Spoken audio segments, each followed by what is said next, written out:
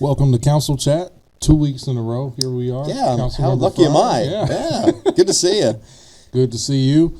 Next week, just getting into it, we'll start off next week as usual with our Board of Bids and petitions for public improvements.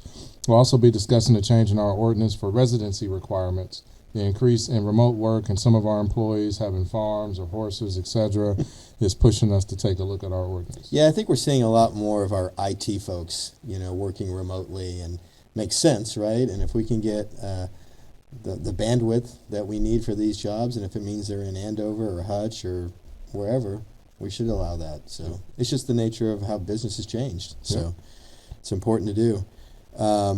We'll also be reviewing our fireworks enforcement efforts for 2023. This year we changed the policy. We allowed the aerials to be shot off in the city limits. And so we're going to review that, see what the results were, what were the ramifications, what might need to be tweaked. We still have a fireworks committee that's reviewing it, so there's not going to be any recommendations made on this report. It's just kind of a recap of where things were, the number of incidents and so forth. Yep. And then we're still looking for new sites for a fire station in northwest Wichita and one in southwest Wichita. This is the bonding resolution that just allows that money to be spent once we identify those two locations. They've not identified the sites yet.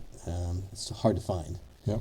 So people should definitely tune in for that conversation. Both of them. I know my district advisory board's been asking about the fireworks report, and we've been hearing about concerns of fire coverage in those areas. So yeah, the CIP does call for 9 new stations over the next 10 years. So it's important we get them in the right places to allow for quick response times. Yep.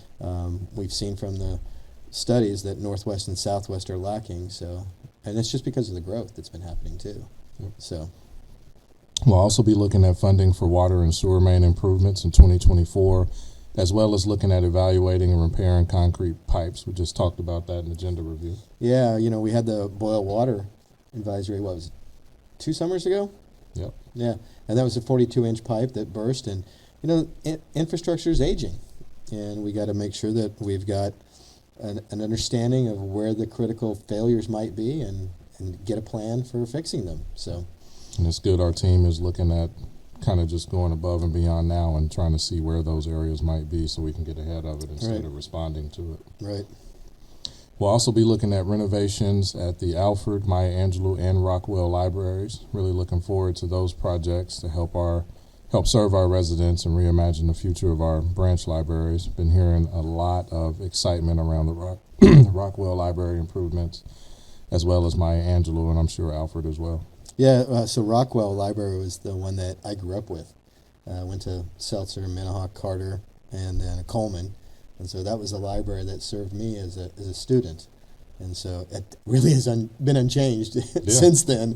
And this is the final piece of the branch library study and plan that we put together a few years ago. Yep. It started with obviously the Advanced Learning Library, but then Westlink, and then the new one down south. Ron Walters. Ron Walters, thank you.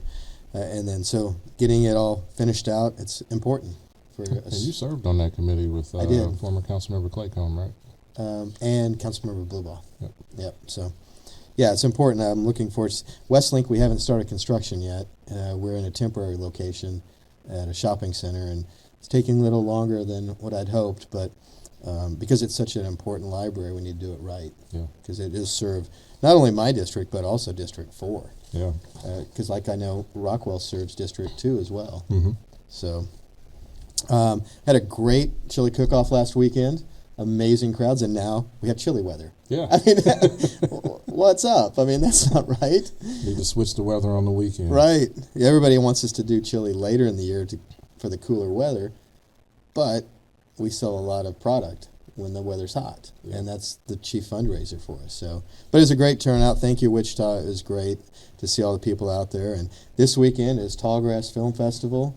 I think I've got an event Sunday I'm going to go to for a couple hours. Do you have plans for it? Yeah, well, tomorrow's a busy day, so East High is celebrating their 100 years. All right. Then we've got our District 1 breakfast. Then we've got the 29th and Grove contamination meeting. Yes. All of that within a few hours. So got 3 events in the first 5 hours of the day. So tomorrow was supposed to be Pull-A-Plane. which is the fundraiser for WSU Tech and Doc. Unfortunately, Doc is stranded in Arizona right now, some mechanical problems, so it wasn't able to fly back in time. So we've had to postpone it.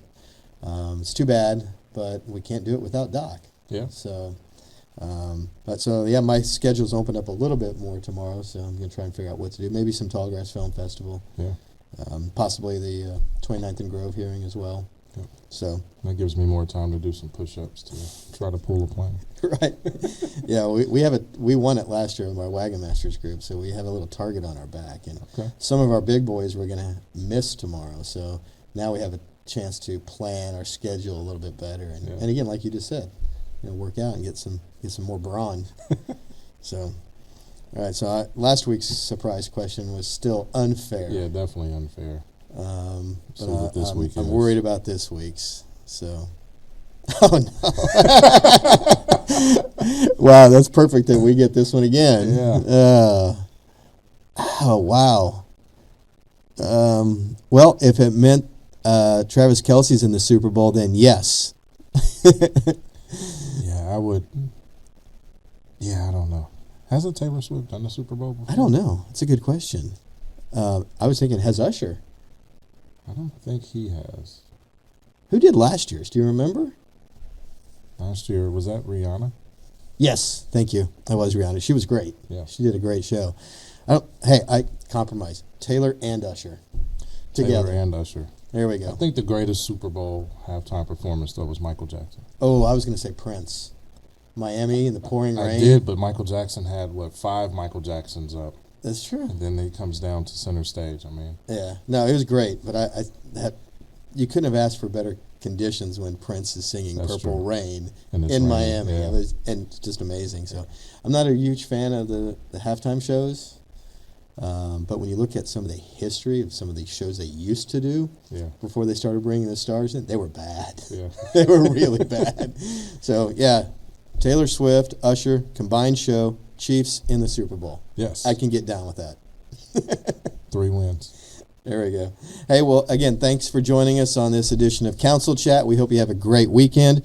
Be sure to subscribe and follow us on Apple, Spotify, or wherever you listen to podcasts. Thank you, Wichita.